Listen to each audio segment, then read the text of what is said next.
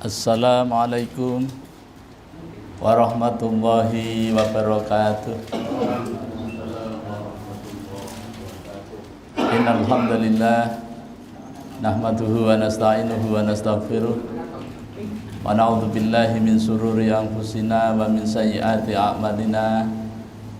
May yahdihillahu fala mudilla lahu wa may yudlilhu fala hadiyalah.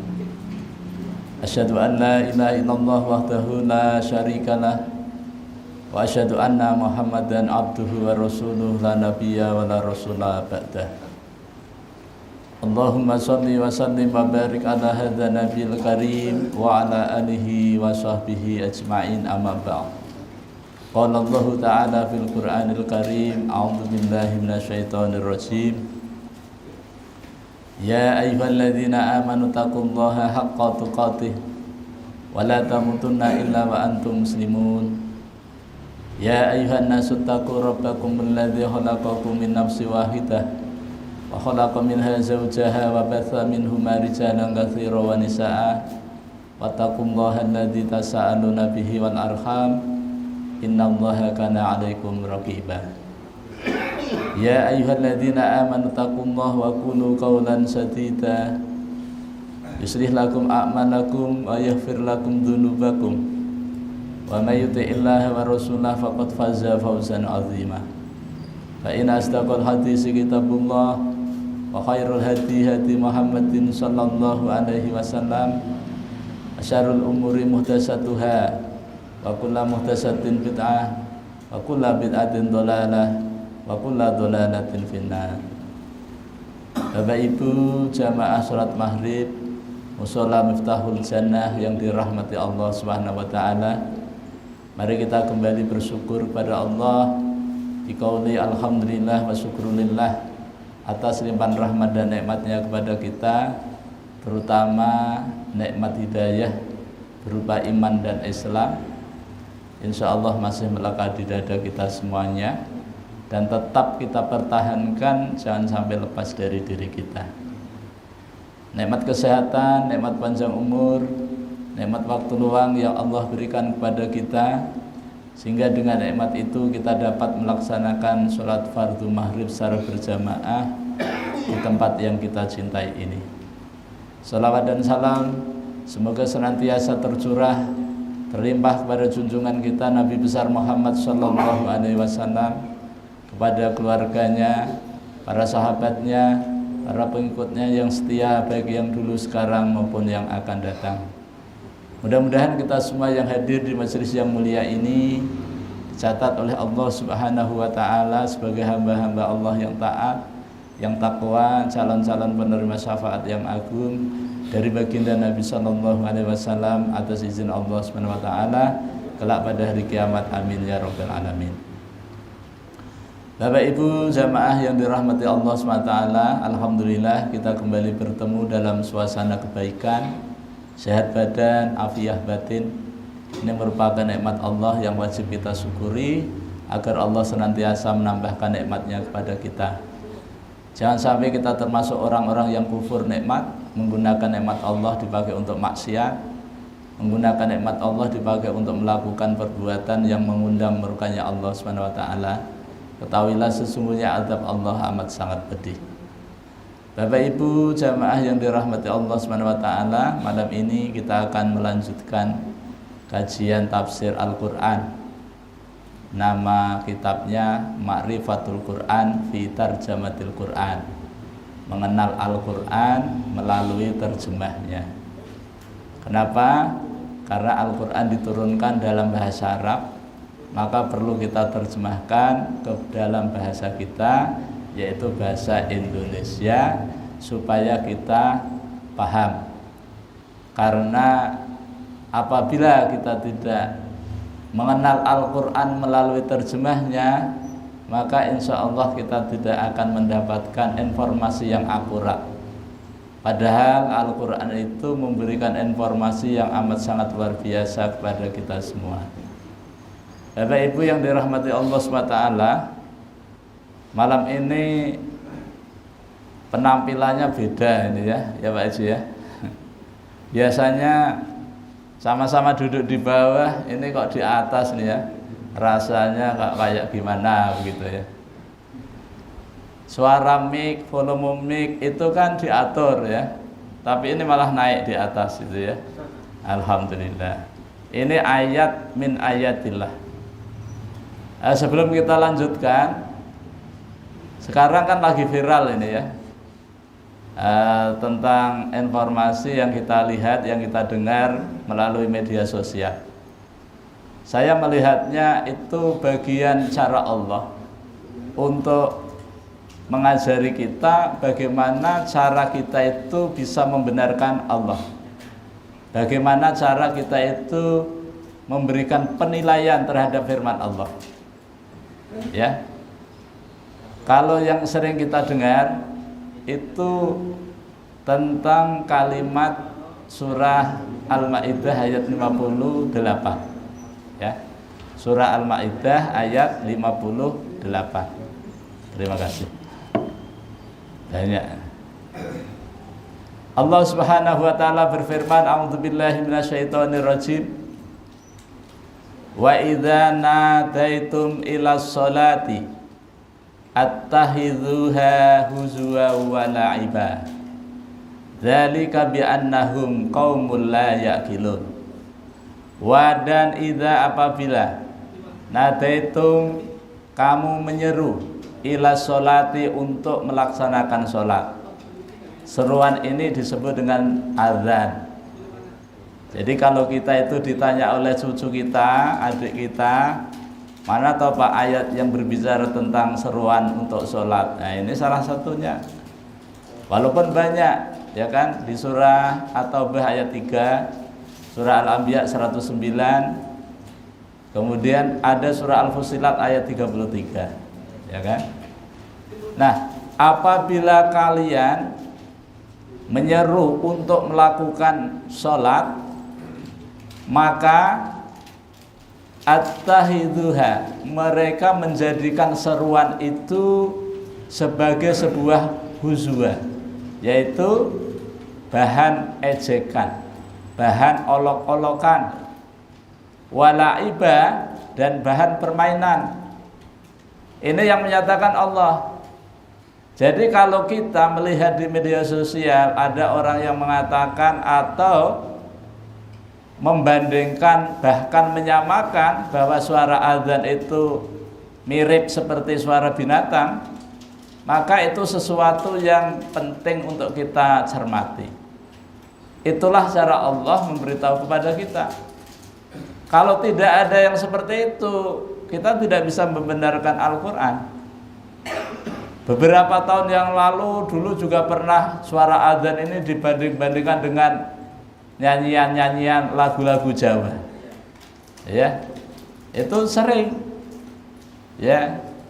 Nah, sekarang ini juga ada, ya kan, ada bahwa suara azan ini justru mengganggu orang-orang yang ada di sekitar masjid. Lalu diumpamakan kalau di situ ada memelihara binatang, ya kan. Padahal ini tidak ada hubungannya dengan masalah itu. Tetapi sayangnya cara membuat analogi itu keterlaluan. Tetapi inilah cara Allah mendidik kita supaya tahu. Jadi benar apa yang difirmankan Allah Subhanahu wa taala, bahwa ketika kita menyeru untuk melakukan sholat atau kita melakukan seruan azan, memberitahu kepada masyarakat, khususnya masyarakat muslim, bahwa waktu sholat telah tiba. Ini penting. Makanya dulu waktu tahun pertama hijrah Rasulullah SAW ke Madinah, itu pertama kali setelah membangun Masjid Nabawi, itu yang diutamakan adalah bagaimana cara kita memanggil orang sholat, bagaimana cara kita memberitahu orang bahwa waktu sholat itu sudah tiba. Berbagai banyak riwayat dikatakan bahwa caranya ada yang mengusulkan dari sahabat, ya Rasul, bagaimana kalau niup trompet, gitu ya. Nah kalau niup trompet itu kayak orang Yahudi, maka nggak setuju.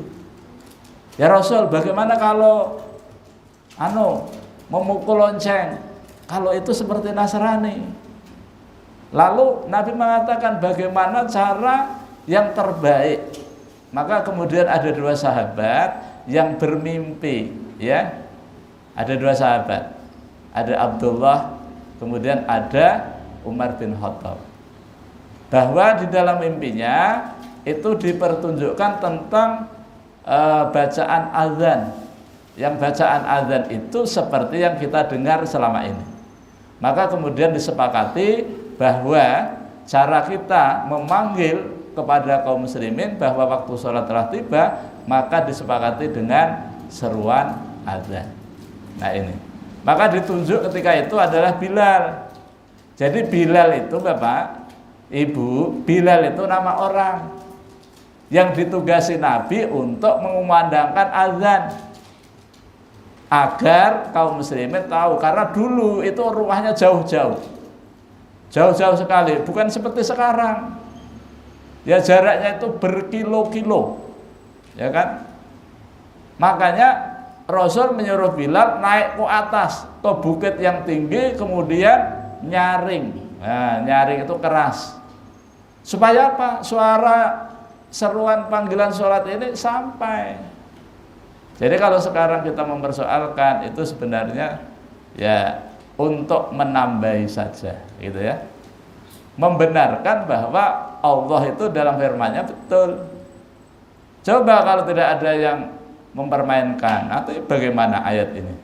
Allah sudah menyatakan, apabila kamu menyeru untuk melaksanakan sholat, maka mereka ya itu akan menjadikan seruan itu sebagai sebuah ejekan, olok-olokan, dan bahan permainan. Itu. Tapi Allah ngasih tahu kepada kita, kenapa bisa begitu? Zalika, yang demikian itu bi annahum, karena mereka itu disebabkan qaumun, satu kaum, la tidak yaqiluna, mengerti. Kenapa mereka bersikap seperti itu? Karena mereka tidak mengerti. Tapi ini terjemahnya halus, Bang. Tidak mengerti di sini itu sebenarnya karena mereka tidak menggunakan akalnya. Dengan akal yang Allah berikan kepada kita tidak dipakai untuk mempelajari ayat-ayat Allah, begitu. Ada di surah Fussilat itu ada 33 ya. Waman ahsanu qaulan mimman da'a ilallah. Dan siapakah orang yang paling baik perkataannya ya dibandingkan dengan menyeru kepada Allah. Da'a ilallah di sini ada dua penafsiran.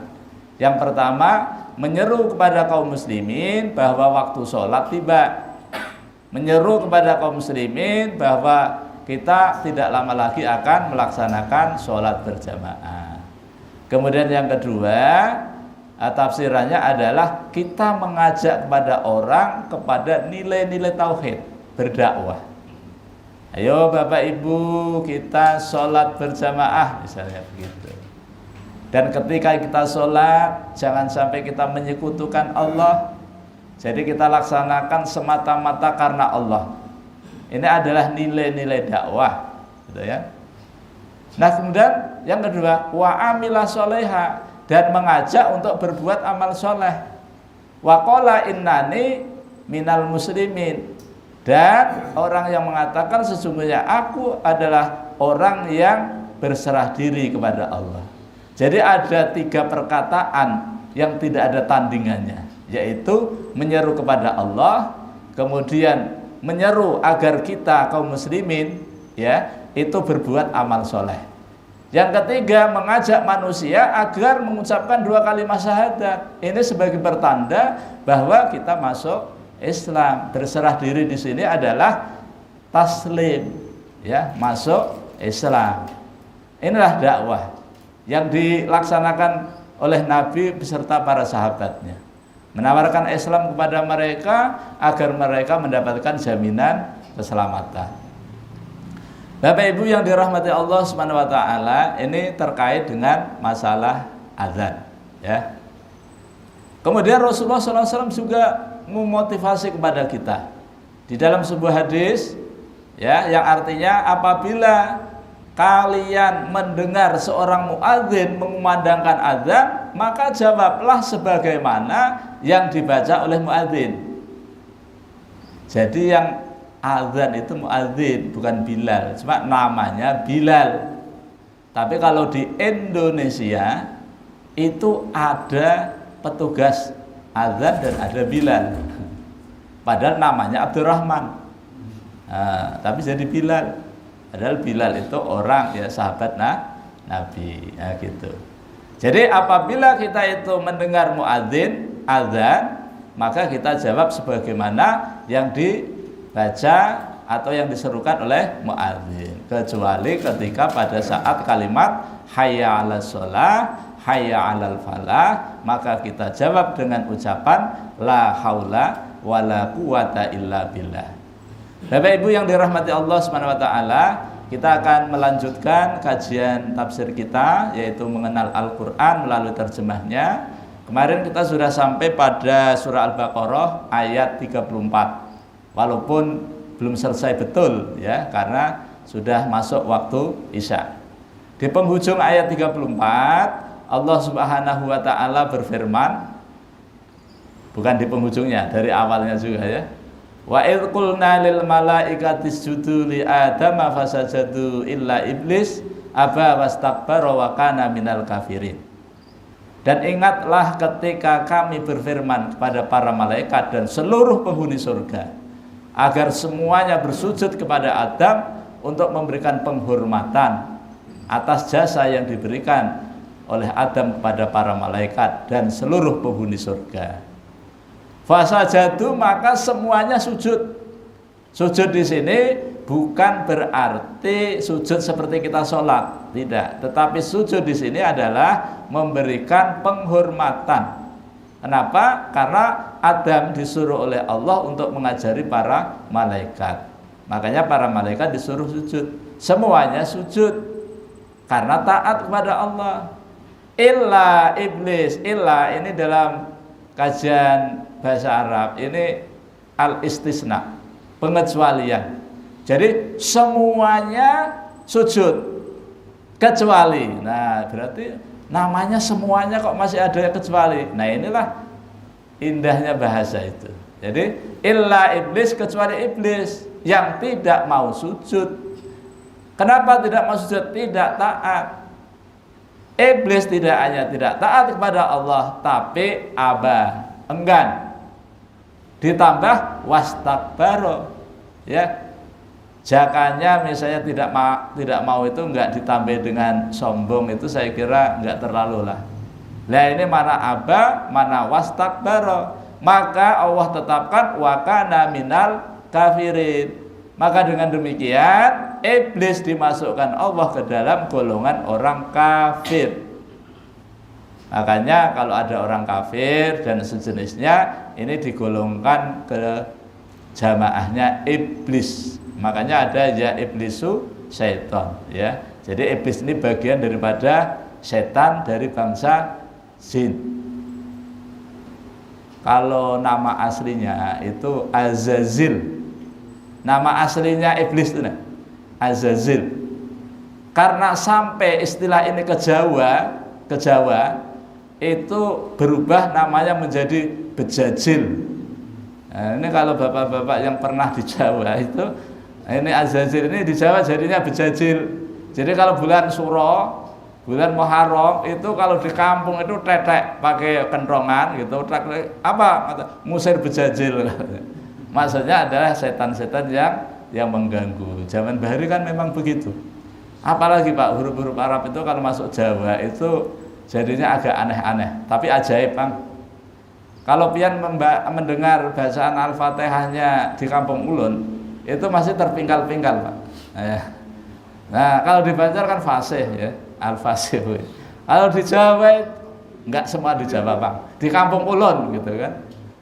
Al-Fatihah itu Al-Fatihah gitu ya. Misalnya alhamdulillahirabbil alamin gitu. Ya, jadi tapi ya mantep, kabul gitu kan. Kita ini mana sudah fasih, keyakinannya malah kurang, ya kan?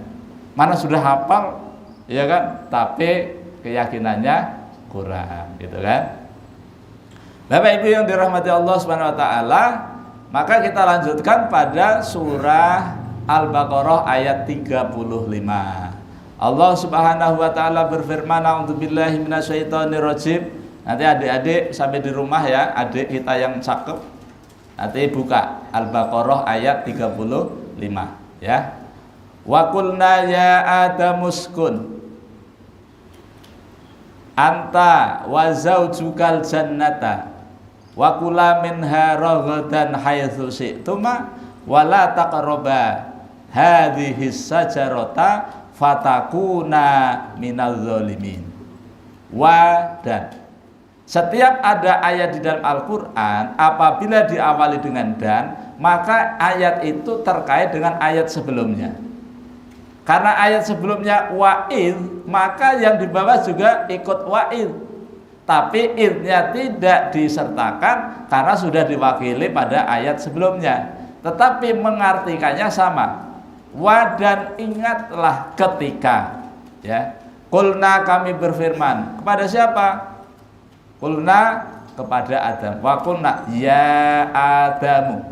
Ya ini harfu nida. Wahai Adamu Adam, uskun tinggallah. Jadi Allah menyuruh Adam tinggal di mana? Di surga.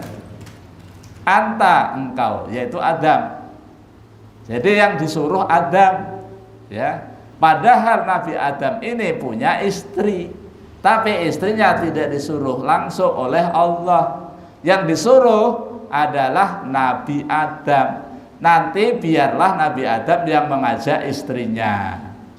Ini ada maksud ya. Jadi kalau kita di dalam rumah tangga, ini yang berkewajiban mencari nafkah, memberikan tempat tinggal, memberikan makan dan pakaian, sandang, pangan, papan, ini adalah suami, jamaahnya Mbah Adam. Ya. Untuk siapa? Untuk jamaahnya para kaum Hawa. Ini Hawa ini ya. Anta Adam maksudnya. Dan zaujuka, dan pasanganmu, yaitu pasangannya Adam. Pasangan Adam ini adalah wanita. Ini ada kisahnya. Dulu waktu Adam itu diciptakan dari tanah jadi manusia, tidak melalui proses seperti kita. Adam itu langsung gede, langsung kumisan, langsung dewasa. Nah, suatu ketika pas berabahan itu bermimpi, karena sebelum tidur itu mengangan-angan, ini di tempat yang begini indah, begini luas, taman yang begitu bagusnya, kok sendiri, ya sepi gitu ya. Akhirnya tertidur. Di dalam tidurnya itu terlihat ketemu seorang wanita. Begitu bangun ternyata sudah ada di sampingnya. Ternyata itulah ibunda kita, yaitu ibu Hawa. Makanya Hawa ini berasal dari kata hayya, yang itu artinya hidup. Kenapa? Karena diciptakan Allah dari yang hidup. Siapa yang hidup itu? Adam. Karena diciptakan dari bagian dari anggota tubuhnya Adam, yaitu tulang rusuk sebelah kiri yang bengkok. Coba Pak dilihat di sebelah kiri, memang katanya kurang satu Pak. Bujur ya. Anunya itu tulang rusuk kita itu. Nah itulah ibunda Hawa. Tapi ini beda dengan Hawa yang ada nafsunya itu. Kalau itu pakai hak besar. Tapi kalau Hawa ini hak kecil Hawa, yang artinya hidup. Ya, itu. Jadi Allah menyuruh kepada Adam untuk mendiami tempat di surga. Kemudian Adam nanti mengajak dengan pasangannya. Kalau pasangan Adam laki-laki, pasangannya bebinian. Ya, itu aturannya begitu. Kalau pasangan istri itu suami. Tapi ada suatu kaum ya yang menyalahi aturan. Apa itu? Dulu waktu kaumnya Nabi Lut, itu ya laki-laki itu malah pasangannya laki-laki, perempuan pasangannya perempuan. Dan yang seperti ini ya sampai kiamat akan tetap ada. Bahkan di Eropa itu ada praktek pernikahan sesama jenis. Ya, Alhamdulillah di Indonesia tidak jadi kan. Dulu hampir, tapi alhamdulillah tidak berkembang. Dananya habis kayaknya, ya. Nah itu. Jadi ini ayat memberitahu kepada kita bahwa yang dimaksud dengan pasangan di sini adalah Adam dan Hawa. Wakula, dan ketika masuk sudah dengan istrinya, wakula dan makanlah kalian berdua, yaitu Adam dan Hawa, yaitu di surga itu. Wakula minha min dari ha padanya, yaitu di dalam surga, rahodan dengan penuh kenikmatan. Jadi menunjukkan bahwa di surga itu segala bentuk macam makanan itu ada. Maka Allah mempersilahkan, wahai Adam dan istrimu berdua, silahkan makan apa saja yang ada. Ya, rahodan haitsu syi'tuma, pilih mana saja yang kalian berdua kehendaki. Nah, jadi ketika sampai ayat di sini Allah menyuruh kepada Adam itu dua. Yang pertama tinggal di surga, yang kedua menikmati makanan yang ada di surga. Nah, kenapa di sini menggunakan kata uskun yang akar katanya sakana? Karena di sini ini bertujuan tentang nilai kehidupan yang tenang, tentram, damai. Makanya orang yang menikah itu selalu didoakan semoga menjadi keluarga yang sakinah. Nah, kenapa? Supaya menjadi keluarga yang tenang, gitu ya, sakinah, mawaddah, warahmah, begitu. Makanya di sini Allah memberitahu kepada kita bahwa yang menjadi tugas, ya, memenuhi kebutuhan kepada istri kita adalah suami. Di sini dilambangkan Adam, ya. Bagaimana supaya kita bisa? Maka kita perlu belajar menjadi suami yang bertanggung jawab, ya. Bagaimana supaya kita itu bisa bertanggung jawab? Yaitu belajar.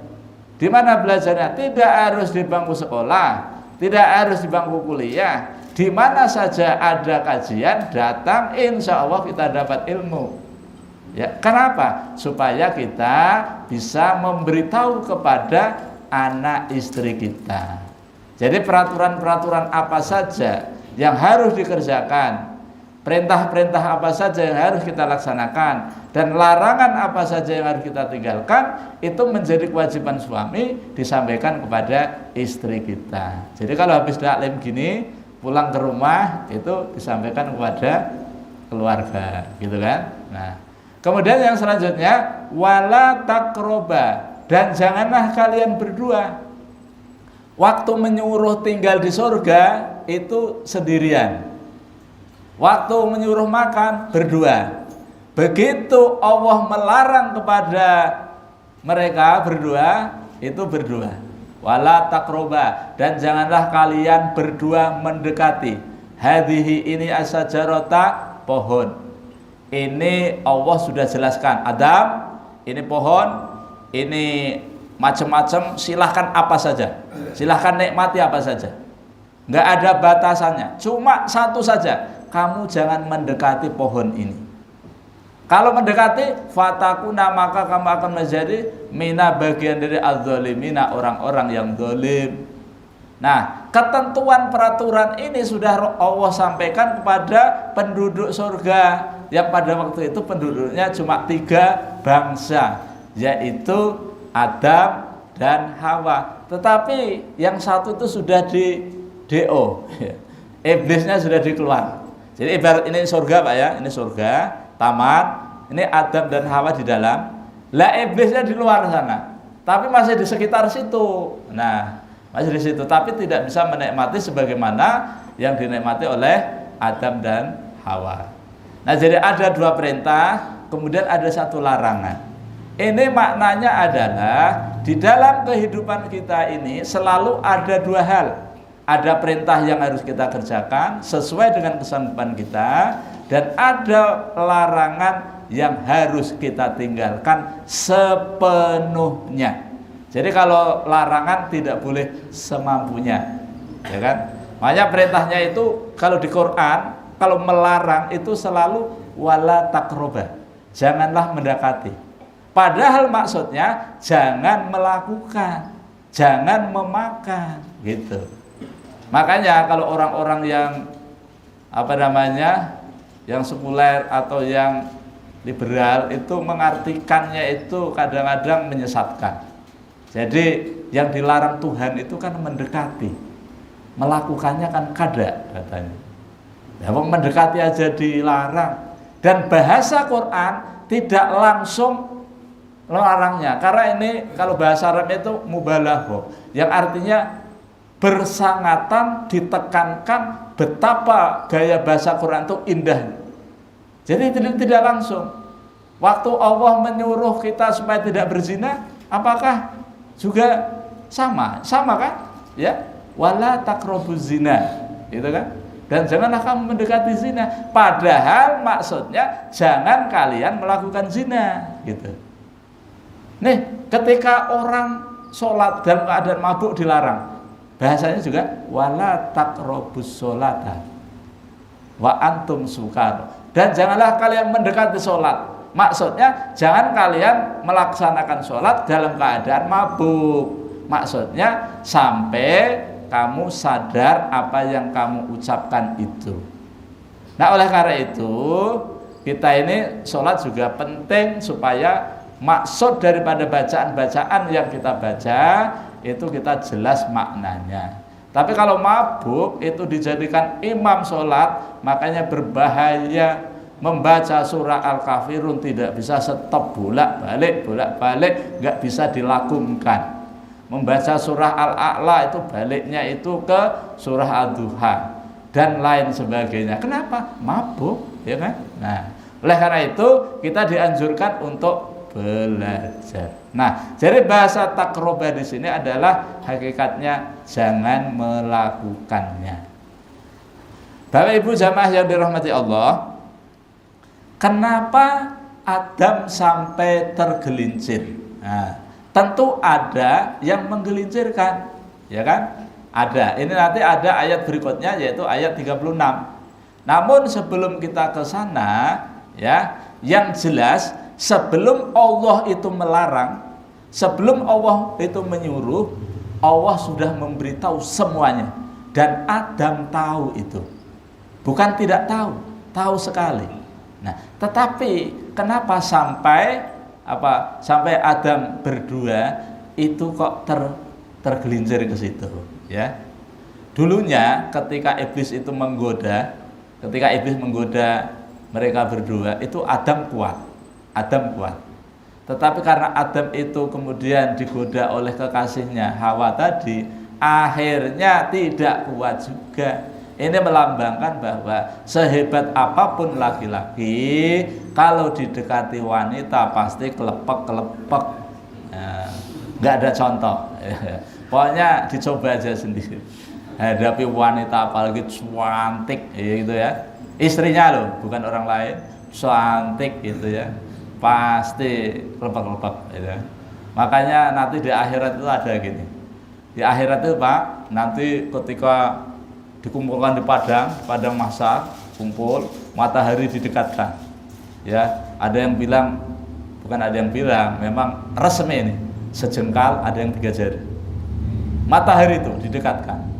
Nah, ketika itu tidak ada yang dapat naungan dan tidak ada yang punya naungan kecuali Allah Subhanahu wa taala. Ada 7 golongan yang akan menerima naungan. Jadi kita ini dengan berita yang seperti menakutkan itu tidak perlu khawatir, karena ada solusinya. Inilah pentingnya kita belajar. Apa itu solusinya? Supaya kita tidak kepanasan, supaya kita mendapatkan naungan, maka beramallah dengan amalan yang bisa menyebabkan kita mendapatkan naungan Allah Subhanahu wa taala. Yang pertama, kalau jadi pemimpin, jadilah pemimpin yang adil. Ya, adil itu lawan katanya zalim. Ya kan? Adil itu artinya menempatkan sesuatu pada tempatnya. Kalau menempatkan sesuatu bukan pada tempatnya, itu namanya zalimun, menganiaya. Ini loh Pak, ulek-ulek, mundur, taruh di tempat, diguling-guling tempat tidur, zalim itu, ya kan? Makanya seorang pemimpin yang adil itu akan dijamin Allah dapat naungan. Nah ini para ketua RT, ketua RW, lurah, ya, camat, bupati, wali kota, gubernur, presiden, itu jadilah pemimpin yang adil supaya nanti di akhirat mendapatkan naungan. Dan pasti, nggak insya Allah, kita semua pasti akan dikumpulkan di suatu tempat, ya. Dan Allah akan memberikan naungan kepada pemimpin yang adil, termasuk kepala keluarga yang adil, maka akan diberikan naungan oleh Allah SWT. Kemudian yang kedua adalah orang yang beramal, beribadah semata-mata ikhlas karena Allah, tidak ada tendensi lain, itu nanti akan mendapatkan naungan. Yang ketiga seorang laki-laki, baik kecil maupun tua, ya pokoknya laki-laki yang hatinya terpaut dengan masjid, ya itu nanti dapat naungan. Yang keempat seorang laki-laki yang digoda oleh wanita kaya raya cantik, diajak mesum tapi dia menolak. Nah ini kayaknya nggak mampu kalau kita ini, ya, apalagi kaya raya cantik itulah, itu ya. Tapi inilah solusinya. Jadi yang mampu menolak, ya kan? Artinya ketika kita itu memang berhadapan dengan wanita, kita mampu mengendalikan diri untuk tidak melakukan yang dilarang oleh Allah Subhanahu wa taala. Maka ini juga akan mendapatkan naungan Allah. Kemudian yang kelima, orang yang bertemu dan berpisah semata-mata karena Allah. Kalau kita berumah tangga itu niatnya memang ikhlas karena Allah, karena menghidupkan sunnah Nabi kita. Maka ketika berpisah pun itu juga karena Allah. Maka orang yang demikian itu nanti akan diberikan naungan. Yang keenam adalah orang yang bersedekah dengan tangan kanannya, tangan kirinya tidak melihat. Artinya mampu menyembunyikan amal solehnya. Yang keenam apa yang ketujuh tadi, ya? Apa Pak Ji tadi, Pak Ji? Keenam, ya. Yang ketujuh apa? Ya udah cari sendiri, pokoknya 7 lah. Hadisnya sahih banget di Bukhari, ya. Yang ketujuh ada, ya. Nah, lupa ini. Lupa itu nikmat, ya. Nah, lepas. Bapak Ibu yang dirahmati Allah SWT, kok enggak isa-isa toh, Pak? Biasanya cepat isa kok. Belum? Sudah belum? Belum, ya? Alhamdulillah. Pak silakan sambil diminum, Pak. Ya, sambil diminum. Bapak Ibu yang dirahmati Allah Subhanahu. Nah, ini sudah, Pak. Kita tunggu-tunggu. Bapak Ibu yang dirahmati Allah Subhanahu wa taala, sebelum kita tutup bahwa surah Al-Baqarah ayat 35 dan seterusnya nanti sampai 39 ini temanya adalah tema kisah Nabi Adam. Jadi dari ayat 30 sampai 39 ini temanya adalah bicara tentang kisah Nabi Adam. Nanti ayat 40 sampai 48 ini nanti kisah Bani Israel. Jadi setiap kisah-kisah itu nanti akan kita temakan, gitu ya. Bapak Ibu yang dirahmati Allah, demikian yang dapat ulun sampaikan. Mudah-mudahan Allah SWT senantiasa merahmati dan meridhai kita semua. Ulun mohon maaf, pasti banyak kelirunya, banyak salahnya dalam mendampingi kajian ini. Mari kita tutup pertemuan dengan baca hamdalah dan doa kafaratul majlis. Alhamdulillahirabbil alamin. Subhanakallahumma wa bihamdika asyhadu an la ilaha illa anta astaghfiruka wa atubu ilaik. Wal afu minkum. Wassalamualaikum warahmatullahi wabarakatuh.